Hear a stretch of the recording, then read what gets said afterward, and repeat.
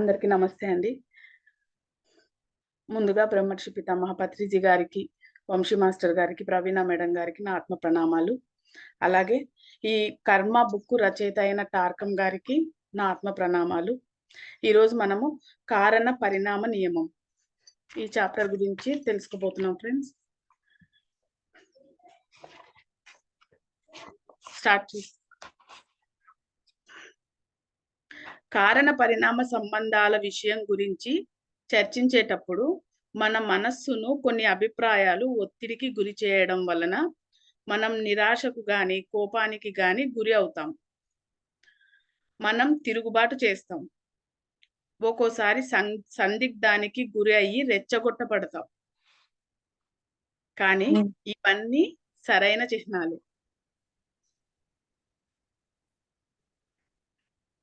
చదవనాక ఎందుకంటే ఆవేదన, కోపం, సందిగ్ధత ఎక్కువ స్థాయిలో మిమ్మల్ని చేరకపోతే లోపల మిమ్మల్ని దహిస్తున్నది బయటపడదు. అంటే ఇవి కూడా మంచివే. ఆవేదన ఇవన్నీ కూడా రాకూడదు అని చెప్పి ఆపేసుకోవద్దు. అవి ఏం చేస్తున్నాయి, మన లోతుల్లో ఉన్న వాటిని మనం ఎక్స్‌ప్రెస్ చేయటానికి, మనల్ని గమనించుకోవటానికి అవి ఉపయోగపడతాయి అన్నట్లు చెప్తున్నారు. మళ్ళీ అలా ఏం చదువు. ఓకే అక్క. ఎందుకంటే ఆవేదన, కోపం, సందిగ్ధత ఎక్కువ స్థాయిలో మిమ్మల్ని చేరకపోతే లోపల మిమ్మల్ని దహిస్తున్నవి బయటపడవు. లోపల మరి ఊరకనే నా ఎగ్జాంపుల్ చెప్తాను. ఒకసారి ఒకరు నన్ను చాలా బాధపడే విధంగా కోప్పడ్డారు. కోప్పడ్డా కానీ అక్కడ సిట్యుయేషన్‌కి నాకు ఆ ఉద్దేశం లేదు. అంతా బాగుంది. కానీ లోపల పెయినొస్తుంది. మధ్యరాత్రిలో లేసేసరికి విపరీతమైన పెయినొస్తుంది. ఇదేంటి వాళ్ళన్నారు, కానీ నాకు ఆ ఉద్దేశం లేదు. కానీ నేను బానే ఉన్నాను కదా! కానీ లోపల ఎందుకు ఈ పెయినొస్తుందని క్వెషన్ చేస్తే, అప్పుడు గతంలో నేను బాధ పెట్టిన దుష్కర్మ చూపించారు. అంటే భౌతికంగా అది లేదు. కానీ అంతరంగంలో ఉన్న ఆ బాధ యొక్క రిజల్ట్ కూడా చూడగలిగాం గదా! అలాగా ఆ బాధ అనేది, ఆ కోపము అనేవి మీ అంతరంగ లోతుల్లో ఉన్న దాన్ని చూపిస్తాయి. అవి లేకపోతే ఇవి అర్థం కావు అంటున్నారు. అంటే ఉద్దేశం లేదు. భౌతికంలో బాగానే ఉన్నా. కానీ అది ఈ జన్మది కాదు. గత జన్మది. కానీ లోతుల్లో నుంచి బాధొస్తూనే ఉంది. ఆ బాధకు కారణం ఏందని క్వెషన్ చేస్తే అప్పుడు గతంలో చేసింది చూపించారు. అంటే ఇక్కడ ప్రతిచర్య జరిగింది. ఈ పాయింట్ బాగా అర్థం చేసుకోండి. ఇక్కడ ప్రతిచర్య అనేది నాకు ఇవ్వబడింది ఎదుటి వ్యక్తి నుంచి. కానీ ఇక్కడ ఈ జన్మలో నేను ఆ చర్య ఏమి చేయలా. కానీ ప్రతిచర్య వచ్చింది. ఈ జన్మలో నాకు ఏ చర్య లేదు కదా! అని నేను హ్యాపీగానే ఉన్నాను. కానీ లోతుల్లో పెయిన్ వస్తూనే ఉంది. ఆ పెయిన్ వస్తూ ఉండేసరికి క్వెషన్ చేసుకునేసరికి గత జన్మల్లో చేసిన చర్య యొక్క ప్రతిచర్య ఇది అని అర్థమైంది. పాయింట్ అర్థమవుతుందా మాస్టర్స్? ప్రతిచర్య నాకు ఎదురయ్యింది. కానీ ఆ ప్రతిచర్యకు చర్య ఈ జన్మలో నేనేం చేయలా. అసలు నా నుంచి ఏమీ పోలా. కానీ సరే నాకే ఉద్దేశం లేదు కదా అని నేను కూల్‌గానే ఉన్నాను. కానీ నైట్ అయ్యేసరికి పడుకున్నాక మధ్యరాత్రిలో లేసి ధ్యానం చేస్తాం కదా! అప్పుడు ఇంకా పెయిన్ వస్తూనే ఉంది. పెయిన్ వస్తూ ఉంటే క్వెషన్ చేసుకున్నాను. ఇదేంటి నాకే ఉద్దేశము లేదు. అంటే అన్నారు. వాళ్ళ పొరపాటు అది, నాకు సంబంధం లేదు. కానీ నాకెందుకు పెయిన్ వస్తుంది అంటే, నేను గత జన్మలో చేసిన చర్య వల్ల ఈ జన్మలో నాకు ప్రతిచర్య ఎదురయ్యింది. అంటే ఆ బాధ అనేది ఏం తెలియజేసింది? లోతుల్లో ఉన్న దాన్ని తెలియజేసి దాని నుంచి బయటకొచ్చే విధంగా చేసిందా లేదా? అది. హ్మ్. అక్క రికార్డ్ అవుతుంది కదక్క? హ్మ్. ఓకే అక్క. పైన పడుతుండే కదా! సరే అక్క. ముందుగా మనం కర్మ అనే పదాన్ని నిర్వచించుకుందాం. కర్మ అన్న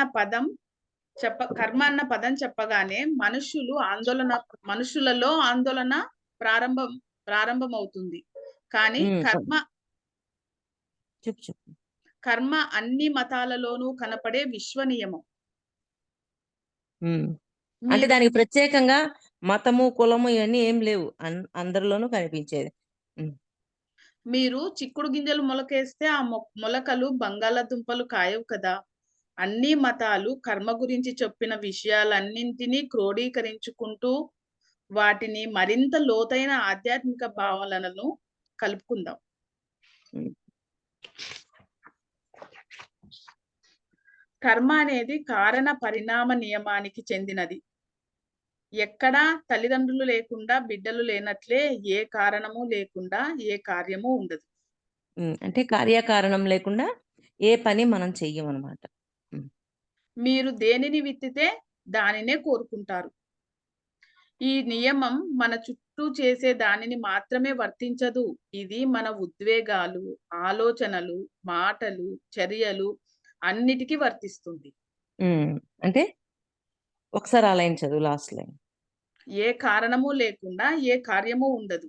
మీరు దేనిని విత్తితే దానినే కోరుకుంటారు. ఈ నియమం మన చుట్టూ చూసే దానిని మాత్రమే వర్తించదు. ఇది మన ఉద్వేగాలు, ఆలోచనలు, మాటలు, చర్యలు అన్నిటికీ కూడా వర్తిస్తుంది. హ్మ్. మాటలు, చర్యలు వీటన్నిటికి కూడా అది వర్తిస్తుంది. మనం ఏంటి చుట్టూ ఉండే పరిస్థితుల వల్లే కాదు. మనలో ఉన్న వాటి వల్ల కూడా జరుగుతుంది అని చెప్తున్నారు. ఆ 2 ఏం లైన్స్ చదువు. ఏం 5 జరుగుతుందక్క? కర్మ. హ్మ్. అవును. ఆలోచించడం కూడా ఒక కర్మ కాదా? ఆ! ఆలోచన ఏమవుతుంది? వాక్కులోకొస్తుంది. మాట చేతల్లోకొస్తుంది. చర్యల్లో వస్తుంది. ఆ! మనం ఏ కారణాన్ని సృష్టించినా దాని పరిణామం అందుకుంటాం. ఒక ఏది పరిణామం విత్తితే ఏది విత్తితే అదే పొందుతాం. అదే పొందుతాం. ఏది ఇచ్చామో అదే వస్తుంది. ఇది కామన్‌గా మనందరికీ తెలిసిందే. కానీ ఆ కర్మ చేసేటప్పుడు ఏది చేస్తే ఎలా ఉంటుందని ఎస్టిమేషన్ అనేది మనకుండాల. ఒక పరిణామం ఉందంటే దానికి ఒక కారణం ఉండి తీరాలి. ఒక కారణం ఉంటే దానికి పరిణామం ఖచ్చితంగా ఉంటుంది. మానవ జాతి ఈ నియమాన్ని సరిగ్గా అవగాహన చేసుకొని ఉన్నట్లయితే, ఈ పాటికి మనం భూమి మీద కాక శుక్రగ్రహం మీద ఉండేవాళ్ళం. ఇదెందుకు ఇలా అంటున్నారక్క? మళ్ళీ పైది కిందది చదువు.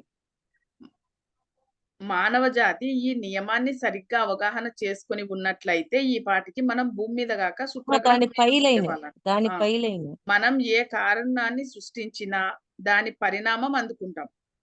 అంటే ఏ కారణం చేసినా దాన్ని పరిణామంలోకి తీసుకొచ్చుకుంటాం. ఓకే. హ్మ్. హ్మ్. ఒక పరిణామం ఉందంటే, దాని వెనుక ఒక కారణం ఉండి తీరాలి. హ్మ్. అంటే మనం అంత ఉన్నతంగా ఎదిగాము, మనము అయ్యాము అంటే దాని వెనక ఒక రీజన్ అనేది ఉంటుంది. ఉంటుంది.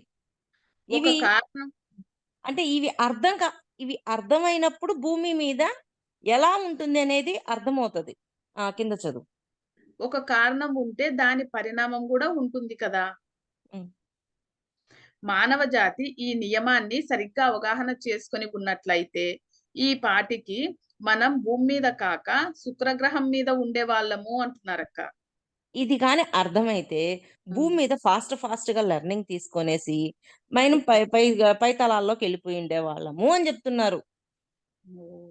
అక్క నాకు డౌటు. గ్రహాలు ఇప్పుడు శుక్రగ్రహము, భూగ్రహము ఇవన్నీ గ్రహాలు కదా! మనం భూగ్రహం మీద ఉన్నాం గదా! అంటే శుక్రగ్రహం మీద గూడా వేరే వేరే ఆ! మనుషులుంటారు. అంటే ఉంటారు. ఆధ్యాత్మికంగా ఎదిగిన వాళ్ళుంటారనా అక్క? అందరూ అట్లా కాదు. అలాగే ఉంటారని కాదు. ఆ! మనం ఆ గ్రహంలోకెళ్ళి అక్కడ వర్క్ నేర్చుకుంటుంటాం. ఇక్కడిది ఓహ్! నేర్చుకున్నాం. ఇక్కడ అయిపోయింది. మరి అక్కడ ఆ పాయింట్‌లో నేర్చుకోవాల్సిందుంది కాబట్టి, ఎన్నో నక్షత్రాలు, గెలాక్సీలు, యూనివర్స్‌లు ఎన్నో ఉన్నాయి కదా! అన్నీ నేర్చుకోవాలి గదా! అలాగా ఈ సిద్ధాంతం కానీ అర్థమయ్యుండుంటే, మీరు భూమి మీద నుంచి ఎప్పుడో వెళ్ళిపోయి ఉండేవాళ్ళు. అంత నేర్చుకొని లెర్నింగ్ వైపు. ఇప్పుడు మనం నేర్చుకుంటున్నాం. ప్రతి క్షణం నేర్చుకోవాలి. ప్రతి క్షణం లెర్నింగ్‌గా మార్చాలి అనే కోణంలో ఉన్నామా లేదా? అది. కానీ మనం సౌర కుటుంబపు కూపంలో ఉన్నాము అంటున్నారక్క. హ్మ్.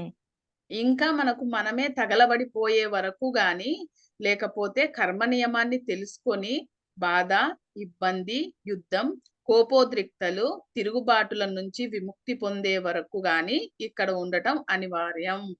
హ్మ్. తప్పదు అని. చాలా బావుందక్క. హ్మ్. పుట్టుక నుంచి మరణం వరకు మనిషి విత్తనాలు చల్లుతూ వాటి ఫలాలను కోసుకుంటూ ఉంటాడు. మనం పుట్టుక ఆలోచిస్తూ నుంచి మరణం వరకు మరణం వరకు ఏం చేస్తుంటాడు? విత్తనాలు విత్తనాలు చల్లుతాడు. వేస్తూ ఉంటాడు. విత్తనాల నుంచి వచ్చే ఫలాలని, ఆ చెట్లని, ఆ ఫలాలని తీసుకుంటూ ఉంటాడు. పుట్టుక నుంచి మరణం వరకు. హ్మ్. అంటే విత్తనాలంటే కారణం, పరిణామం అంటే ఫలాలు. ఫలితం. అంతే ఫలితం. గదక్క! హ్మ్. హ్మ్. మనం ఆలోచిస్తున్నప్పుడు శూన్యంలోకి భావ విత్తనాలు పంపుతూ ఉంటాం. హ్మ్. మనం మాట్లాడే ప్రతీది విత్తనమే. హ్మ్. మన ఉద్వేగాలు, ప్రతిస్పందనలు అన్నీ బీజాలే. మనం చేసే ప్రతిచర్య విత్తనంగానే ఉంటుంది. ఇవన్నీ క్రమంగా పెరిగి ఏదో ఒక రోజు అంటే ఏదో ఒక వాటి ఫలితాలను ఇస్తాయి. తప్పకుండా ఏదైనా సరే ఫలితాన్ని ఇచ్చే తీరుతది. మాటలవు అందుకే గదా! వాక్కు మీద ధ్యాస. అంటే మాటలు. ఆ! నోరుంది కదా అని ఆహ్, మాట్లాడమాకు అంటారు. అందుకే నిజమా, అవసరమా, ఉపయోగమా అది ఫిల్టర్ పెట్టుకోమని చెప్పేది. ఎంత హ్మ్. చక్కగుందక్క. ఆ మన 2 ప్రతి లైన్స్ మళ్ళీ చదువు. 2 ఆ! లైన్స్ మళ్ళీ చదువు. మనం ఆలోచిస్తున్నప్పుడు శూన్యంలోకి భావ విత్తనాలను పంపుతున్నాం. మనం మాట్లాడే ప్రతీదీ కూడా విత్తనమే. మన ఉద్వేగాలు, ప్రతిస్పందనలు అన్నీ కూడా బీజాలే. మనం చేసే ప్రతిచర్య విత్తనంగానే ఉంటుంది. ఇవన్నీ క్రమంగా పెరిగి ఏదో ఒక రోజు వాటి ఫలాలను ఇస్తాయి. హ్మ్. మనం ప్రతి చర్యకు సమానమైన, వ్యతిరేకమైన ప్రతిచర్య భౌతిక, ప్రాణమయ, మానసిక ఆత్మ తలాలలో ఉంటుందట. ప్రతి చర్య ప్రతి చే హ్మ్. ఆహ్, మళ్ళీ మన చదవాలండి? మన ప్రతి చర్యకు సమానమైన, హ్మ్. మన ప్రతి చర్యకు సమానమైన, వ్యతిరేకమైన ప్రతిచర్య. అంటే చర్యకు ప్రతిచర్య అనేది ప్రతిచర్య. ఆ! తప్పకుండా ఉంటుంది. హ్మ్. అది భౌతిక, ప్రాణమయ, మానసిక ఆత్మ తలాల్లో ఉంటుందంటక్క. హ్మ్. కన్ఫర్మ్‌గా గదా! ఇప్పుడు ఆత్మ హ్మ్. తలాల్లో గూడా ఉంటది గదా! ఆ! హ్మ్. మనం ఎంత భౌతిక, చైతన్య మానసిక, ప్రాణమయ, భావనామయ, ఆత్మ తలాలు. ఆత్మ తలాలు 4. 4గిట్లోనూ ఉంటుంది. అంటే అందుకే మీరంటారు కదా! కదక్క, ఇక్కడొక్కటే అన్నిట్లో సద్గుణాలుంటే మార్చుకోండి. సరిపోదు. ఆ! జీవుడు, జీవాత్మ, ఆత్మ మూడిట్లో మార్చండని జెప్పేది. మీరంటుంటారు గదక్క, అన్నిట్లో మార్చండి, అన్నిట్లో మార్చండి అని. అన్నిట్లో మార్చాలా. ఇక్కడొక చోట బుద్ధిని మారిస్తే సరిపోదు. సరిపోదు. జీవాత్మలో మార్చాలా, ఆత్మలో ఆత్మలో మార్చాలా. మార్చాలి. అన్నిట్లో మార్చాలా. మనం ఎంత చైతన్యంతో ఉండబోతున్నాం, మనం మన నుంచి ఏ చర్యలు జరగబోతున్నాయి, బదులుగా మనం ఏ పరిణామాలు ఎదుర్కోబోతున్నాము, ఇది గౌతమ బుద్ధుని మహోన్నతమైన ప్రవచనం. అద్భుతమైన ఇప్ మళ్ళీ చదువు ప్రవచనం. మనం ఇది ప్రవచనం కాదక్క. హ్మ్. కిందుంది ఇది కిందది సరే మాటలు. పై పాయింట్ గూడా చదువు. ఆ! ప్రవచనం ఆ! చదువుదు మరి. ఆ! మన ప్రతిచర్యకు సమానమైన, వ్యతిరేకమైన ప్రతిచర్య భౌతిక, ప్రాణమయ, మానసిక ఆత్మతలాల్లో ఉంటుంది.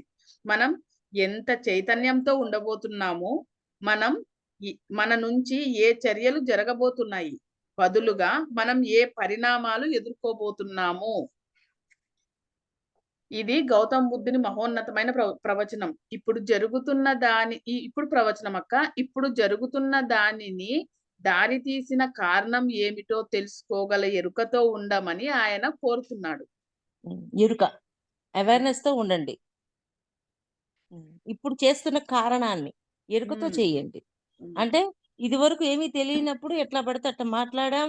ఎట్లా పడితే అలాగా ఎదుటి వాడిని తిట్టేసాం. అన్నీ చేసేసాం. కానీ ఇప్పుడు మాత్రం ఎరుకతో చెయ్యండి అని చెప్తున్నారాయన. ఆ! అంటే మన యొక్క చర్యకు ప్రతిచర్య తప్పకుండా వచ్చిద్ది అన్న హ్మ్. అవగాహన మనకొచ్చింది కాబట్టి, మనం జాగ్రత్తగా ఉండాలి. ఆ ఎరుకతో మనం ఉన్నప్పుడు మన యొక్క చర్యని సరి అయినదా, సరికానిదా అనేది గమనించుకుంటాం. ఎవరైనా సరే కారణాలను వదిలేస్తే ఫలితాల నుంచి కూడా తప్పించుకోవచ్చు. ప్రతిచర్య. పరిణామం ఉండదు. ఇది ఎవరు తప్పించుకోలేని అద్భుత నియమం. అంటే పరిణామం ఉండదక్కడ. హ్మ్. ఆ పరిణామం లేకపోతే ఎట్లా కుదురుతది? పరిణామం ఉండే విధంగానే మనం చూడాలి. మళ్ళీ చదువుతానక్క. హ్మ్. ఎవరైనా సరే కారణాలను వదిలేస్తే ఫలితాల నుంచి కూడా తప్పించుకోవచ్చు. ప్రతిచర్య, పరిణామం ఉండదు. ఇది ఎవ్వరూ తప్పించుకోలేని అద్భుత నియమం. అంటే కారణం ఇప్పుడు ఒక కారణంతో పని చేశాం. కర్మ చేశాం. అవును. కర్మ యొక్క ఫలితాన్ని వదిలేసాం. ఆ! వదిలేసాము అన్నప్పుడు మనకి బాధ రాదు. కానీ అది వదిలేయకుండా పట్టుకొనున్నప్పుడు బాధొస్తది. నేను ఆహ్, ఏ, బి, సి అనే ముగ్గురున్నారు. ఏ అనే పర్సన్ బి అనే పర్సన్‌కి సహాయం చేశాడు. చేసినాక ఏ అనే పర్సను మర్చిపోతే ఫలితం మీద దృష్టి లేదు కాబట్టి ఓకే. కానీ ఏ అనే పర్సన్ బి అనే పర్సన్‌కి సహాయం చేశాడు. ఏదో ఒక రోజు ఏ అనే పర్సన్‌కి సహాయము అవసరమైనప్పుడు బి అనే పర్సన్ చేయలా. చెయ్యకపోతే ఏమవుతుంది? బి అనే పర్సన్‌కి నేను చేశాను. కానీ వాడు నాకు చేయలేదు అని చెప్పి వాడి మీద కోపం పెంచుకుంటాం. కానీ యూనివర్స్ ఏం చేస్తుంది? నీకు బి అనే పర్సన్ కాదురా! నేను సి అనే పర్సన్‌ని పెట్టున్నాను హెల్ప్ చేయడానికి అని సి అనే పర్సన్‌ని రెడీ చేసుంది. కానీ మనం ఎక్కడి నుంచి ఆలోచిస్తున్నాం? బి అనే పర్సన్‌కి గదా చేసింది. అతనే మనకి చెయ్యాలి అనే దృష్టితో చూసాం. ఎందుకని? దాని యొక్క ఫలితాన్ని ఆశిస్తున్నాం. కానీ ఫలితం అనేది వస్తది. దాని మీద దృష్టి పెట్టొద్దు.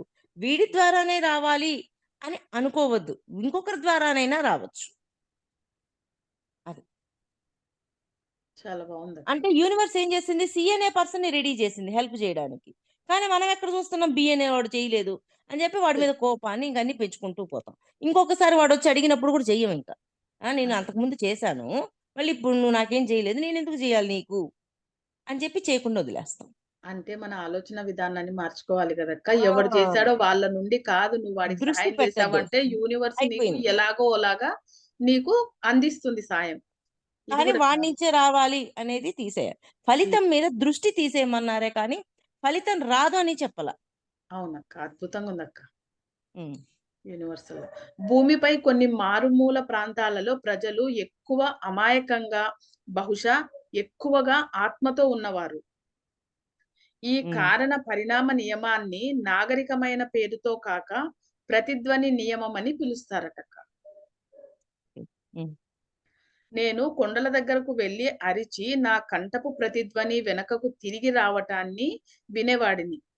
ఒకసారి నేను ఈజిప్ట్ గేట్ పిరమిడ్‌లో ఉండి ఓం అని అరిచి ఎదురు చూశాను. కొంచెం సేపటికి ఓం అన్న భిన్న స్వరాలతో ప్రతిధ్వనించడం విన్నాను. ఈజిప్ట్ వాసులు ఉన్నత శాస్త్రవేత్తలు అంటున్నారు. హ్మ్. అంటే అక్కడ ఎన్నో రకాలుగా ధ్వని రిటర్న్ అయిందది. ప్రతిధ్వని పదానికి బాహ్యమైన అర్థం ఉన్నా, దానికి లోతైన ఆధ్యాత్మిక అర్థాలు కూడా ఉన్నాయి. ఒక భౌతిక చర్యను తీసుకునేప్పుడు మొదటి ప్రతిధ్వని భౌతికతను, రెండవది ప్రతిధ్వని అనుభూతిని, మూడవది ప్రతిధ్వని మనస్సుకు, నాలుగవది ప్రతిధ్వని ఆత్మకు చెంది ఉంటుందంటక. ఓకే. అంటే మనము ఒక మాట చెప్పుకుంటాం. ప్రతిధ్వని భౌతికంగా ఎదురుగా జరిగిన చర్యకి భౌతికంలో క్షమాపణ అడుగుతున్నాం.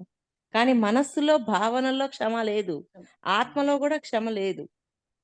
కానీ భౌతికంలో అడుగుతున్నాం. అంటే ప్రతిధ్వని ఒక్కొక్క దాంట్లో ఒక్కొక్క విధంగా ఉందా లేదా? ఇంద్రియాల ద్వారా క్షమించమని అడుగుతున్నాం. ఇప్పుడు ఒక అమ్మాయిది అలాగే కలొచ్చింది కదా! తను భౌతికంలో గతంలో పాముల్ని చంపింది. కర్మ చూసుకుంది. కర్మ చూసుకున్నాక క్షమాపణ అడుగుతూ ఉంది. రోజు నేను క్షమాపణ అడుగుతున్నాను. నా లైఫ్‌లో ఏం మార్పులు రాలేదని ఫీల్ అవుతుంది. ఒకరోజు అలాగే మళ్ళా కలొచ్చింది. కలలో సర్పం కనిపించింది. కనిపించగానే అడిగింది. "ఏంటి నేను రోజు క్షమాపణ అడుగుతున్నాను. నన్ను ఎందుకు నాకు మార్పు రాలేదు?" అని అడిగింది. కానీ అక్కడ ఆ సర్పం ఏమంటుంది? "నువ్వు నన్ను చూడగానే అయ్యో! నీకు స్కిన్ అంత ఓపెన్ చేశానే, మరి నాకు ఈ ప్రాబ్లమ్ ఉంది కదా!" అంటే అమ్మాయికి స్కిన్ ప్రాబ్లమ్ వల్ల చూసుకుంటే సర్పదోషం చూసుకుంది. ఆ సర్పాన్ని చూసినప్పుడు, నీ చర్మం గూడ తీసినప్పుడు నువ్వెంత బాధపడి ఉంటావు అని నువ్వు నన్ను అడగలేకపోయావు, రియలైజ్ అవ్వలేకపోయావు అని ఆ స అక్క మీ వాయిస్ రావట్లేదు. హ్మ్. హ్మ్. అంటే ఆ సర్పం అడుగుతుంది. అంటే భౌతికంలో క్షమాపణ అడుగుతుంది కానీ, తన లోపల క్షమాపణ అడిగేది లేదు. మనస్సులో, భావనలో. అలాగా ఆత్మలో కూడా క్షమించగలిగేది ఉండాలి. ఆత్మలో క్షమించడం అంటే ఇప్పుడు కొంతమంది ఇప్పుడు నేను ఒక దుష్కర్మ చేశాను గతంలో. నేను ఒకరిని బాధ పెట్టున్నాను. ఆ బాధకు సంబంధించిన దుష్కర్మలో చూసుకొని వాళ్ళని క్షమాపణ కోరుకుంటున్నాను. కానీ వాళ్ళ ఆత్మ మాత్రం నన్ను క్షమించలేదు. అంటే వాళ్ళ ఆత్మలో క్షమించగలిగే శక్తి లేదు. అంటే ఏంటి? ఆ ప్రతిధ్వని ఏ విధంగా ఉంది? భౌతికంలో ఒక విధంగా ఉంది, మనస్సులో విధంగా ఉంది, భావనలో, ఆత్మలో. అన్నింట్లో వేరు వేరుగా ఉందా లేదా?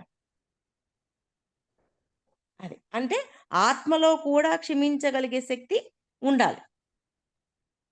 హ్మ్. దాని అర్థం ఏ స్థాయిలో ఏ చర్య తీసుకున్నా అది అన్ని స్థాయిల్లోనూ ప్రతిధ్వనిస్తుంది అని అర్థం. అన్ని స్థాయిల్లో ప్రతిధ్వనిస్తది. అంటే ఏంటి? ఆ అమ్మాయి అడిగింది, భౌతికంలో క్షమాపణ అడిగింది. బానే ఉంది. కానీ లోపల ప్రతిధ్వని ఎలా ఉంది? క్షమలో లేదు. అంటే అన్ని స్థాయిల్లోనూ ఆ క్షమాతత్వం ఒకే విధంగా ఉండాలి. అంటే బయట, లోపల అన్ని సద్గుణాలే ఉండాలి. దాని హ్మ్. నుంచి ఎవ్వరూ తప్పించుకోవటానికి వీలు లేదు. దీనిని బట్టి ఈ విశ్వం, ఈ జీవితం లెక్క ప్రకారము మనస్సుతోనూ శాస్త్రీయంగాను పనిచేస్తుంటుందనే ముగింపుకు రావచ్చు. అంటే అన్నీ లెక్కలు చూస్తూనే ఉంటది యూనివర్స్. ఏం బయట అడిగాం గదా! అయిపోయింది అనుకోవడానికి లేదు. ప్రతి దాంట్లోనూ చూస్తది లెక్క. మనం అభివృద్ధి చెందుతూ, పరిణామం పొందే కొద్దీ మన ప్రతిధ్వనులు స్పష్టంగాను, స్వచ్ఛంగాను మారుతూ ఉంటాయి. అంటే ఇదివరకు భౌతికంలో శాకాహారులుగా ఉన్నాము.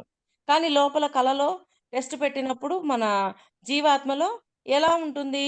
శాకాహారులుగా కాక మరలా తింటూనే ఉంటాం అక్కడ కలలో కూడా. అంటే జీవాత్మలో మార్పు రాలేదు. కొన్ని రోజుల తర్వాత పరిణామ క్రమంలో బయట ఏ విధంగా ఉన్నాం లోపల కూడా అలాగే నాన్ వెజ్ తినను అన్న జ్ఞానాన్ని లోపలికి కూడా ఇంకించామా లేదా? అలాగా. ఉదాహరణకు మనం భౌతిక పరంగా చాలా మంచి పని చేయగలం. స్వచ్ఛమైన ప్రతిధ్వనులు, ఉద్వేగాల్లో మానసిక అంతరావబోధ పరమాణువులుగా ఇంకా దివ్యతలాల్లో ప్రతిస్ఫలిస్తాయి. మళ్ళీ చదువులేను? హ్మ్. మనం భౌతిక పరంగా చాలా మంచి పని చేయగలం. హ్మ్. స్వచ్ఛమైన ప్రతిధ్వనులు, ఉద్వేగాల్లో మానసిక అంతరావబోధ హ్మ్. పరమాణువులుగా ఇంకా దివ్యతలాల్లో హ్మ్. ప్రతిఫలిస్తాయి. ఈ అంటే ప్ర ఇక్కడే కాదు భౌతికంలో బానే ఉంది. అక్కడ కూడా ప్రతిఫలిస్తాయి అంటే మ ఇక్కడ ఒక్క చోటే ఫలితం వస్తుంది అని అనుకుంటున్నారేమో! ఇక్కడ ఒక్క చోటే కాదు. భౌతిక అన్ని తలాల్లోనూ వాటి ఫలితం అనేది ఉంటుంది అని చెప్తున్నారు. ఈ ప్రతిధ్వనులు మన జీవితాలను ఐక్యతతో శృతి చేస్తాయి. హ్మ్. ప్రతిధ్వనికి ఇంకో లక్షణం కూడా ఉంది. అదేమిటంటే, అది స్వయంగా నిరంతరం మన చెవి ఇంకా వీల్ వినలేనంత వరకు పునరావృతం అవుతుంది. మన చెవి ఇంకా వినలేనంత వరకు పునరావృతం అవుతుంది. మళ్ళీ చదువులేను. ప్రతిధ్వనికి ఇంకో లక్షణం కూడా ఉంది. అదేమిటంటే, అది స్వయంగా నిరంతరం మన చెవి మన చెవి ఇంకా వినలేనంత వరకు గూడా పునరావృతం అవుతుంది. అంటే ఎక్కడో పై తలాల్లో ఉన్న మాస్టర్స్ చెప్పిన సందేశాలను వినగలిగే కేపబిలిటీ మన చెవికుంది. కానీ అంత దూరం ఇంకా పోలేదు అని చెప్తున్నారు. పోయేవాళ్ళు ఉంటారు. పోలేని వాళ్ళు ఉంటారు. అది. అంటే మీరు కొండ ఇక్కడ కూర్చున్నాం. మనమంతా ప్లెజెంట్ అయిపోయాం. అక్కడెక్కడో పై తలాల్లో నారాయణుడు ఒక మాట చెప్పాడు మన ప్రశ్నకి. టక్కుమని మనం వినగలిగాం. అంటే మన చెవి అంత అబ్జర్వేషన్‌లో ఉంది. అక్కడెక్కడో చెప్పిన దాన్ని వినగలిగే కేపబిలిటీ మన ఇంద్రియాలకు పెంచుకున్నాం. కానీ ఆ ఇంద్రియాలని అలాగే మనం ఉంచుకుంటున్నామా? ఉంచుకోవట్లేదా? అంటే మన అబ్జర్వేషన్ ఎంత వరకు ఉంది అనేది అర్థమవుతది. పాయింట్ అర్థమైందా? అర్థమైందక్క. కింద చూడండక్క. మీరు కొండ దగ్గరకు వెళ్లి అరవండి. మీరు ఒక ప్రతిధ్వని వినవచ్చు. కానీ మీరు తెలివితోనూ సునిశితంగాను ఉంటే, ఆ ప్రతిధ్వని మిగిలిన కొండలను తాకి మళ్ళీ మళ్ళీ ప్రతిధ్వనిస్తుంది. మీరు దానిని గ్రహించినా, గ్రహించకపోయినా అది విశ్వంలో నిరంతరం శాశ్వత చలనమవుతుంది. అంటే దానర్థం విశ్వంలో శాశ్వత చలనం అవుతుంది. చెప్పు. దానర్థం ఏ పనికైనా ఆలోచన, ఉద్వేగాన్ని ప్రతిధ్వనుల రూపంలో అనంతంగా ఫలితాలను పొందవలసి ఉంటుంది అని. హ్మ్. అది. ఎంత అనంతంలోకెళ్తామో మన చైతన్యం ఎంత విస్తృతమవుతుందో అంతగా మనకర్థమవుతదంట. కర్మ అనే సంస్కృత పదానికి అర్థము పని లేదా చర్య అని. కానీ సంస్కృతంలో కూడా కారణము, పరిణామాల గురించి ఏమీ చెప్పబడలేదు. ఎందుకంటే పరిణామం అనేదే లేదు. కారణం మాత్రమే ఉంటుంది అని దివ్య దృష్టితోనూ, అంతర్వాణితోనూ సంస్కృతానికి తెలుసు కాబట్టి. హ్మ్. ఈ విషయానికి అవగాహన చేసుకోవడం పశ్చిమ దేశాలకు కష్టమయింది. పరిణామం అనేది చిన్న కారణం. సృష్టించబడిన పరిణామం ఇంకొక పరిణామానికి కారణంగా మారుతుంది. కనుక మౌలికంగా ప్రతీదీ కారణమే. అంటే సృష్టిలో జరిగేది ప్రతిదీ కూడా కారణమే. హ్మ్. ప్రతిదీ ఒక కార్యకారణ సంబంధమే. ఈరోజు ఇక్కడికి వెళ్ళాము, ఇక్కడ ఈ పని చేస్తున్నా అంటే ఏ కారణం లేకుండా ఏం చెయ్యం. ఒక్కసారి లెక్క చూసారనుకోండి, ఇప్పుడు కొన్ని కొంత టైం వరకు ఆ లెక్క చూసాక, ఓహో! ప్రతి ఒక్కదానికి ఒక కారణం ఉందన్నమాట. అంటే ఈ లెక్కలన్నీ ఒక అల్లికలాగా పై తలాల్లో అలా కనిపిస్తూ ఉంటాయి. ఓకే. అంటే అప్పుడేమనిపిస్తది? ప్రతి పని చెయ్యాలి అనిపిస్తది. ప్రతి పని చేసేటప్పుడు నేనెందుకు ఈ పని చెయ్యాలి? నేనేంటి? అనే క్వెషన్ ఉండదు. ఇంక చేసుకుంటూ వెళ్ళిపోతాం. అది. ఉదాహరణకు ఒక వ్యక్తి అనారోగ్యానికి గురి అయ్యాడనుకోండి. అతని అనారోగ్యం ఒక పరిణామం. కానీ అనారోగ్యం వలన అతను ఉద్యోగం మానేస్తాడు. అతని అనారోగ్యము నిరుద్యోగానికి కారణమయ్యింది. అతను మత్తు పదార్థం సేవించి తాగటం అనే పరిణామాన్ని సృష్టించాడు. అతను తాగి ఉండటం వలన ప్రమాదానికి గురయ్యాడు. ప్రమాదానికి గురవ్వడం వలన హాస్పిటల్‌కు తీసుకెళ్లబడ్డాడు. ఇదంతా గొలుసుగానే కొనసాగే ప్రక్రియ. అంతే. నిన్న కూడా ఇది చెప్పుకున్నాం. అలాగే హ్మ్. అతను తాగుబోతవుతాడా? లేకపోతే ఏ విధంగా ఒక చిన్న అలా కష్టపడుతూ ఏదైనా పని చేసుకుంటాడా? అనేది వాడి బుద్ధి మీద ఆధారపడి ఉంటది. ఆ బుద్ధిని బట్టి వాడు ఎలా తీసుకుంటాడో, ఆ తర్వాత ఓ చైన్ సిస్టమ్ లాగా ఒకదాని తర్వాత, ఒకదాని తర్వాత, ఒకదాని తర్వాత ఒకటి వచ్చే తీరతాయి. కారణం, అది మళ్ళీ పరిణామం. చదువు ఆ లైన్. ఆ లైన్ మళ్ళీ చదువు. Last line. ప్రమాదానికి గురవ్వడం వల్ల హాస్పిటల్‌కి తీసుకెళ్లబడ్డాడు. ఇదంతా కూడా గొలుసు కట్టుగానే కొనసాగుతుంది. పైనుంచి చదువమ్మా. పైనుంచా? హ్మ్. ఉదాహరణకు ఒక వ్యక్తి అనగా అనారోగ్యానికి గురి అయ్యాడనుకోండి. అతనికి అనారోగ్యం ఒక పరిణామం కానీ, అనారోగ్యం వలన అతను ఉద్యోగం మానేస్తాడు. అతని అనారోగ్యము నిరుద్యోగానికి కూడా కారణమయ్యింది. అతను మత్తు పదార్థాలు సేవించాడు. తాగటం అనేది పరిణామాన్ని సృష్టించింది. హ్మ్. అంటే అతను పరిణామం అనేది ఏ విధంగా ఉంటుంది అనేది మన చేతుల్లో ఉంటది. ఇప్పుడు తాగుబోతయినందువల్ల అతని పరిణామము అనేది హింస ఒకదాని తర్వాత, ఒకదాని తర్వాత ఒకటి చైన్ లింక్ తోటి అతన్ని పతనం జేస్తుంది. హ్మ్. కానీ అతను సరే హెల్త్ బాగాలేకపోయినా పర్వాలేదు. నేను ఇంటికే ట్యూషన్ పెట్టుకొని పిల్లల్ని పిలిచి చెప్పుకుంటాను అని ఏదో ఒక విధంగా అతను మార్చుకొనుండుంటే అతని పరిణామం ఇంకొక విధంగా ఉండేది. అంటే మనం తీసుకునే సరి అయినవా, సరికానివా అనే దాన్ని బట్టి మన పరిణామం ఉంటుంది అని. ఇప్పుడు సరి అయినవి తీసుకున్నాం. అప్పుడు పరిణామం బాగుంటుంది. సరికానివి తీసుకున్నాం. ఇప్పుడు మత్తు పదార్థాలు తీసుకున్నాడు. డ్రింక్ చేస్తున్నాడు. హింసలోకి దిగెళ్ళిపోయాడు. అలా కాకుండా ఉన్న చోటే ఉండి ఎవరికో ఒకరికి ఉపాధి కల్పిస్తూ, ఎవరికో ఒకరికి సహాయం చేస్తూ, ఏదో ఒకటి చేస్తూ అప్పుడు ఏమవుతుంది? తన యొక్క పరిణామం సరి అయిన దారిలో, సరి అయిన విషయంలో ముందుకు వెళ్తది. అప్పుడు ఆ పరిణామం తనకి మేలు చేస్తది. కానీ ఈ పరిణామం సత్యం వైపు పోనీదు. ఆ పరిణామం సత్యం వైపు పోనిస్తది. నిన్న చెప్పుకున్నాం ఈ పాయింట్. ఆ పరిణామం అనేది సత్యం వైపు పోనిస్తదా? సత్యం వైపు పోనీయకుండా ఉంటదా అని. హ్మ్. అందుకే మనం భౌతిక, ప్రాణమయంగా, మానసికంగా ఏం చేస్తున్నామో, తద్వారా ఏ ఏ కారణాలు సృష్టిస్తున్నామో అని ప్రతి క్షణము ఎరుకతో ఉండటానికి కృషి హ్మ్. చేయాలని జ్ఞానులు చెప్తూ ఉంటారు. అందుకే ప్రతి క్షణము. మైక్రో సె ప్రతి second, nano second, milli micro ఎంత ఇరుకుంటే అంత ఇరుకుండాలమ్మా. అది. కర్మకు కర్మకు ఉన్న వివిధ పేర్లు వజ్రానికున్న భిన్న కోణాల్లాంటివి. అవి భిన్నమైనవి. కానీ ప్రతీదీ ఒకే అంశపు భిన్న పార్శ్వాలు. హ్మ్. కర్మకు పరిహార నియమమని కూడా పిలుస్తారు. పరిహారం అంటే ప్రతి వ్యక్తి తనకు, ఇతరులకు పరిహారం చెల్లించడానికి జాగ్రత్తగా ఉండాలి. అంటే పరిహారం చేయాల్సిందే. పరిహారం చెల్లించాల్సిన సమయం వచ్చినప్పుడు తప్పకుండా చెల్లించాల్సిందే. హ్మ్. అతని భౌతిక, ప్రాణమయ, మానసిక శరీరాలు, అతని స్నేహితులు ఇలా అన్నీ పరిహారం చెల్లించబడాలి. అతని హ్మ్. భౌతిక శరీరం పనిచేస్తుంది కనుక దానికి ఆహారం ఇవ్వాలి. దుస్తులు ఉండాలి, స్నానం ఇలా పరిహారం చెల్లించాలి. దానితో పాటు అతని మానసిక, అనుభూతిక శరీరాలను గురించి కూడా జాగ్రత్త పడాలి. అతని హ్మ్. బంధువుల విషయంలో కూడా అదే సత్యం. అది. అంటే భౌతికంగా ఇవైతే ఎలాగా పరిహారం చేస్తూ ఉన్నామో, మానసిక, భావనామయ శరీరాలకు కూడా అదే పరిహారం ఉండాలి. అంటే ఏంటి? సరి అయినవి ఇస్తున్నామా? సరి కానివి ఇస్తున్నామా?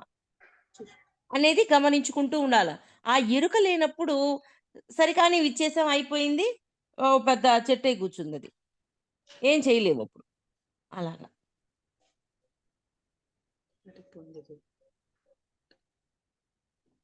నీకు ఇవ్వబడినదేదైనా తిరిగి ఇవ్వవలసిందే అన్న సున్నితమైన అవగాహననే పరిహారం. మీరు ఏమి తీసుకోకుండానే జన్మించారు. ఏమి తీసుకెళ్లకుండానే మరణిస్తారు. హ్మ్. నేను సిరియాలోని ఒక మారుమూల ప్రాంతాల్లో ఉన్నప్పుడు కొంతమంది మహమ్మదీయ ఫకీరులు మాట్లాడుతుంటే వాళ్ళలో ఒకాయన కర్మను అద్దం నియమంగా అభివర్ణించాడు. ఒక మనిషి జీవితం ఎటువంటిదైనా అది అతను ఏమిటో చెప్తుంది. ఎందుకంటే అది యథాతథంగా ఆయనను ప్రతిబింబిస్తుంది కనుక. అతని ముఖం మారితే అద్దంలో ప్రతిబింబం మారుతుంది. అంటే అతని ఆలోచన మారితే అతని జీవితము మారుతుంది. అంతే. హ్మ్. అనుభూతులలో మునిగిపోవడం, జీవిత విధానము అన్నీ కూడా మనం ఇంతకు ముందు చేసిన వాటి ప్రతిబింబాలే. మన భౌతిక, ప్రాణమయ, మానసిక స్థితులన్నీ మన గత చర్యలు ప్రతిబింబాలే. అంతే గదా! వాటి యొక్క ప్రతిబింబాలు ఇవన్నీ. ఆ అవును. గత చర్యల యొక్క ప్రతిబింబాలే. ఏమాత్రం డిఫరెన్స్ లేదు. హ్మ్. మన జీవితం మనల్ని ప్రతిబింబించే అద్దం. మన జీవితాన్ని అర్థం చేసుకోవాలంటే ఆ ప్రతిబింబాన్ని చూస్తే చాలు. అంటే మనం ఇక్కడ జరిగే ఇక్కడ చుట్టూ ఉండే స్పందనను బట్టి మనం అర్థమైపోతాం. అది. అంటే మన ప్రతిచర్య ఏదైతే ఉందో దాన్ని బట్టి మన చర్య అని మనకర్థమవుతది. అంటే ఇప్పుడు మన లైఫ్‌లో ఒక కష్టం వచ్చిందంటే ముందు మనం అనుకోవాల్సింది హ్మ్. ఇచ్చినోడిని గాదు. గతంలో నువ్వేమో చేసొచ్చావు. నువ్వు అందుకే చేసిన ఇప్పుడు చర్య. నువ్వు చేసిన చర్య. చర్య. దీనికి ఆ! ప్రతిచర్య అని. ఓకే. ఆ! మనం జీవితాన్ని అర్థం చేసుకోవాలంటే ఆ ప్రతిబింబాన్ని చూస్తే చాలు. మనం అద్దం దగ్గరకు వెళ్లి నా అలంకరణ ఎంత బాల్ బ ఎన్ ఏమంత బాగోలేదు అని అనుకోని దానిని మార్చుతాం. ఈ విషయాన్ని ఒక వ్యక్తి నిజంగా అర్థం చేసుకుంటే అతను తన జీవిత కాలంలో ఎప్పుడూ ఎవ్వరిని గురించి ఫిర్యాదు చెయ్యడు. ఎందుకంటే తన జీవితంలో సంభవిస్తున్న ప్రతీదీ తనే ప్రతిబింబిస్తున్న ప్రతిబింబిస్తుందని తెలుసు కనుక. హ్మ్. ఎందుకంటే అంటే తన జీవితంలో సరిగా మనం సంభవిస్తున్న అద్దంలో చూసుకున్నాం. హ్మ్. సరిగ్గా స్టిక్కర్ సరిగ్గా లేదు. సరిగ్గా లేదు. ఏం చేస్తాం? సరి చేసుకుంటున్నామా లేదా? అలాగా ప్రతిదాన్ని సరి చేసుకోమని చెప్తున్నారు. ఎప్పుడైతే సరిచేసుకోవాలి అన్న కోణంలో చూసినప్పుడు ఫిర్యాదు, కంప్లెయింట్ అనేది ఉండదు. సరిచేసుకోవాలి అన్నది చూసుకున్నప్పుడు, ప్రతిదీ సరిచేసుకోవాలి అన్న కోణంలో నేను చూస్తున్నాను ప్రతి విషయాన్ని. అప్పుడు కంప్లెయింట్ మాట్లాడడం, కంప్లెయింట్ చేయటం ఇవన్నీ ఏమి నోట్లో నుంచి రావు. జడ్జి చేయటం ఇట్లాంటియేమి రావన్నమాట. ఫిర్యాదులేమి రావు. ఎందుకని? సరిచేసుకోవాలి అని చూస్తున్నాను కాబట్టి. హ్మ్. మనం మన జీవితాలను మార్చుకోవటానికి మన వాస్తవాన్ని మార్చుకోవాలి. అప్పుడు ఆ అద్దం మన మనమేమిటో దానినే ప్రతిబింబిస్తుంది. అద్దము నియమం అనేది కర్మ గురించి మేలైన వివరణ. హ్మ్. ఒక వ్యక్తికి ఏది వర్తిస్తుందో అదే ఒక దేశానికి మొత్తానికి, మానవ జాతికి వర్తిస్తుంది. ఒక దేశం లేదా భూగోళం మీద జరుగుతున్నదంతా సామూహిక చైతన్య ప్రతిబింబమే. ఆ ప్రతిబింబాన్ని మార్చాలంటే దాని వెనుక ఉన్న మన వాస్తవాన్ని మార్చుకోవాలి. అంతే. మన వాస్తవాన్ని మనం మార్చినప్పుడు ఇక్కడ ఉండే భౌతిక తలంలోది కూడా మారిపోతుంది. మారిపోతుంది. అంటే ప్రతిబింబాన్ని నా వాస్తవానికి నేనే సృష్టికర్తని. ఒక కర్మ చేసేటప్పుడు ఆ కర్మ యొక్క ఫలితం ఎలా ఉంటుంది అని ఎస్టిమేషన్ ఎయ్యాల. ఈ పని వల్ల ఎదుటివాడిని ఇబ్బంది పెడుతున్నానా? ఎదుటివాడిని బాధ పెడుతున్నానా? అయన్నీ ఎస్టిమేషన్ ఏసుకోవచ్చు. ఫలితం మీద దృష్టి ఉంచొద్దు. కానీ ఆ పని చేసేటప్పుడు ఎవరికేమన్నా జరుగుతుందా? అని ఎస్టిమేషన్ ఏసుకున్నప్పుడు మనకన్నీ అర్థమవుతాయి. ఓహో! ఓకే. ఇలా ఉంటది దీని యొక్క ఫలితం అని. హ్మ్. ప్రతిబింబాన్ని మార్చటం ద్వారా తను మారతాననే నమ్మకంతో అద్దం ముందు కుంచె పట్టుకొని చేతితో నుంచుంటే వెర్రివాళ్ళెవరైనా మీకు తెలుసా? అంటే అద్దం ముందు నిల్చునే వెర్రివాళ్ళెవరైనా మీకు తెలుసా? రాత్రి పగలు మనం చేసేది అదే. మనం మారటానికి బదులుగా ప్రతిబింబాన్ని సరిచేసే ప్రయత్నం చేస్తాం. అంటే అద్దంలో కనిపించే ఆ ప్రతిబింబాన్ని సరిచేయాలి అంటే కుదరదు. మనల్ని మనం సరిచేసుకున్నప్పుడు ఆ ప్రతిబింబం కరెక్ట్‌గుంటది. పాయింట్ అర్థమవుతుందండి? అద్దంలో చూస్తున్నాం. అద్దంలో మన షాడో కనిపిస్తూ ఉంది. మన మన ప్రతిబింబం కనిపిస్తుంది. కనిపిస్తున్నప్పుడు ఇక్కడ స్టిక్కర్ సరిగ్గా లేదని జెప్పి ప్రతిబింబము అంటే అద్దంలో ఉన్న దాన్ని సరిచేస్తే కుదరదు. మన ఫేస్ మీద ఫింగర్ పెట్టి స్టిక్కర్‌ని సరిజెయ్యాల. అలాగా ప్రతిబింబాన్ని సరిచెయ్యాలి అనుకుంటున్నారు కానీ, మిమ్మల్ని మీరు సరిచేసుకోండి అని జెప్తున్నారు. అంటే మీ లోపల ఉన్నదాన్ని ఆహ్, దేన్నైతే ఉందో అది సరిచేసుకోవడం అనేది ప్రయత్నం చేయండి అంటున్నారు. అంటే ఏంటి? ఓకే. ఎదుట వాడిలో చూస్తున్నాం. నువ్వలా ఉన్నావు, నువ్విలా ఉన్నావని వాళ్ళలో ఎతుకుతున్నామే కానీ, అది నీలో ఉంది. అది నీలో చూసుకో అనేది చెయ్యండి అని చెప్తున్నారు. ఓకే అక్క. పురాతన మఠాలలో దీనిని కపట శాస్త్రం అనేవారు. మీరు మీ ప్రతిబింబంపై పని చేస్తూ మీ వస్త్రాధరణ మారుస్తారు. కేశ కేశాల కేశ అలంకరణ మారుతుంది. నడక తీరు మారుస్తారు. కంఠస్వరం ఇట్లా ఆ అద్దం మీద కుంచె రుద్దడం ద్వారా క్రమక్రమంగా అద్దంలో నిజంగా మీ ముఖాన్ని చూడటం అసాధ్యమైపోవడం దీనిలో ఉన్న విషాదం. అంటే అద్దం మీద కుంచెతో గీస్తున్నాం. ఇది మార్చాలి, ఇది మార్చాలని. అద్దం ఇంకసలు మన ఫేస్ కనిపించడం కనిపించదింక. అదెక్కడ కనిపిస్తది? అవును. కుంచెతో ఆల్రెడీ గీసేసాం గదా! అంత క్లోజ్ అయిపోయింది గదా! అంటే నిన్ను నువ్వు తెలుసుకో. నీ లోపల ఉన్నదాన్ని తెలుసుకో. ఇవన్నీ దీని కిందకే వస్తాయి. ఉద్ధరేదాత్మ ఆత్మానం అవి. మీరు అద్దం ముందు నిల్చున్నప్పుడు నిజంగా మీరేమిటో దానిని చూడటానికి ప్రయత్నించండి. అద్దమే హ్మ్. మీ జీవితం. మీరు జీ చూడడానికి ప్రయత్నించండి. స హ్మ్. ప్రతిబింబాన్ని సరిచేయడానికి కాదు. ఏందుంది అని గమనించండి అంతవరకే. హ్మ్. మీరు జీవించే విధానం. అద్దమే మీ జీవితము. మీరు జీవించే విధానం. మీ జీవన పరిస్థితులు, మీ భౌతిక, ప్రాణమయ, మానసిక ఆరోగ్యాలు, మీ ఉద్వేగ మథనం, జీవితంలో సందిగ్ధం, బుద్ధిలేని వెర్రి లేదా పవిత్రత. హ్మ్. అంటే కర్మ అలా బుద్ధి లేకుండా వేదితనంతోటి అలా ఉండొద్దు. సరిచేసుకోమని చెప్తున్నారు. మిమ్మల్ని మీరు మార్చుకోండి అని చెప్తున్నారు ఫైనల్‌గా. కర్మ అంటే వాస్తవంగా మీరు చేసే దానికి మీరు ఉండాలనుకుంటున్న దానికి మధ్య యుద్ధం. హుహు. మనం చేసేదానికి, మనం మనం ఉండాలి. ఉండాలి అనుకునే దానికి మధ్యలో జరిగే యుద్ధం. అంటే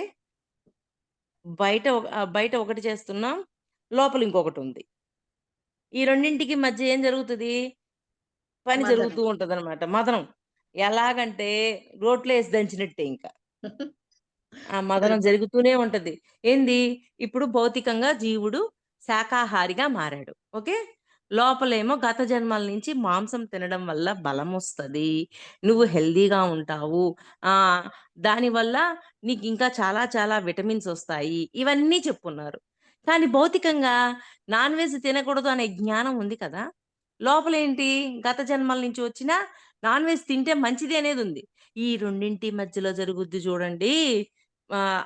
ఇంక అసలు ఆ టైంలో ఉంటది. లోపల అబ్బా! ఇంకా దంచినట్టే.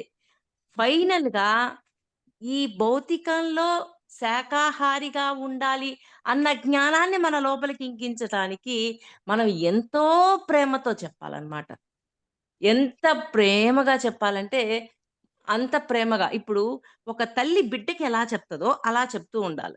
అలా చెప్పినప్పుడు మన అంతరంగంలో కూడా ఆ మార్పనేది వస్తుంది. పాయింట్ అర్థమవుతుందా అండి? భౌ భౌతికంలో శాకాహారిగా మారాం. అంతరంగంలో గత జన్మల నుంచి మాంసాహారిగా ఉండడం అనేది ఉంది. ఆ గుణం. ఈ భౌతికంగా ఈ గుణాన్ని లోపల ఉన్న ఆ గుణం మార్చాలి. సద్గుణంగా చెయ్యాలి అన్నప్పుడు ఈ భౌతికంగా ఎంత జాగ్రత్తగా, నిదానంగా, ప్రేమతో చెప్తూ ఉంటే ఏదో ఒక రోజుకి లోపల మార్పొస్తది. అది. 2 వైపులు కర్మను సృష్టిస్తాయి కనుక మీరు కర్మ గందరగోళంలో ఉంటారు. అంటే పని చేసే కర్మ అనేది గందరగోళాన్ని సృష్టిస్తది. ఇది చెయ్యాలా? ఇది చేయకూడదా? ఇది సరైందా? ఇది సరికాందా? ఇయన్నీ కొంచెం గందరగోళాలు ఉంటూనే ఉంటాయి. అంటే భౌతికంలో ఇది చేయాలనిపిస్తుంది. లోపలేమో అదుంది. ఈ ఈ గందరగోళం అనేది తప్పకుండా జరిగి తీరుతది. ఆ గందరగోళంలో నుంచి, ఆ గొడవలో నుంచి సరియైన సమాధానం వస్తది మనకి ఫైనల్ ఔట్‌పుట్. హ్మ్. ఒక పని చేయటంలో మీరు కర్మను సృష్టిస్తారు. ఒక విధంగా ఉండాలి అనుకోవటంలో కూడా మీరు కర్మను సృష్టిస్తారు. ఈ 2 వికటించుకొని మీరు పూర్తి మునిగిపోతారు. సందిగ్ధంలో మునిగిపోతారు. అంతే. అంతే సందిగ్ధంలోకి ఇదేంది ఇప్పుడేమో వీళ్ళు మాంసాహారం తినొద్దని జెప్పారు. కరెక్టే మాంసాహారం తినగూడదు. కానీ నా లోపలేంది మాంసాహారం తిను బలము, ఈ విటమిన్స్ ఒస్తాయి, అయ్యనే ఒస్తున్నాయి అని ఈ సందిగ్ధంతోటి లోపల జరిగిద్ది చూడు. ఆహ్, ఇంకసలు ఆ టైంలో ఒక మౌనంలో ఉండిపోవాలా, అసలు ఫైనల్ ఔట్‌పుట్ ఏమొస్తది అనేది చూడాలి అని అనిపిస్తుంటది. హ్మ్. ఆ సందిగ్ధం చాలా గందరగోళాన్ని సృష్టిస్తది. కొన్ని ఓపెన్ సంవత్సరాలలో కానీ, ఒక జీవిత కాలంలో కానీ ఈ సందిగ్ధం వెర్రిగా వ్యక్తీకరించబడుతుంది. వైద్యులు, మనోవిజ్ఞాన శాస్త్రవేత్తలు, మానసిక వైద్యులు ఒక వెర్రివాడిని బాగు చేయకపోవడానికి కారణం అదే. ఓహ్! వాళ్ళు వెర్రి వాళ్ళని బాగు చేయలేక కారణం ఏందంటే, అది. ఇదే రెండింటి మధ్య సందిగ్ధము, సందిగ్ధం. గందరగోళము ఆ వెర్రితనాన్ని సృష్టిస్తది. అతను ఏర్పరచుకున్న మార్గము అన్న విషయం అర్థం చేసుకోరు. అతను లోపల, బయట పూర్తి సందిగ్ధంతో, మానసిక అసమతుల్యతతో తాను చేస్తున్న దానికి, తాను కావాలనుకుంటున్న దానికి మధ్య ఊగిసలాడుతూ ఉంటాడు. హ్మ్. అంటే ఉయ్యాల, జంపాల. హ్మ్. చాలక్క. మనమేంటి చాలు. చాలా రికార్డింగ్ బావుందక్క. రికార్డింగ్ ఆపు.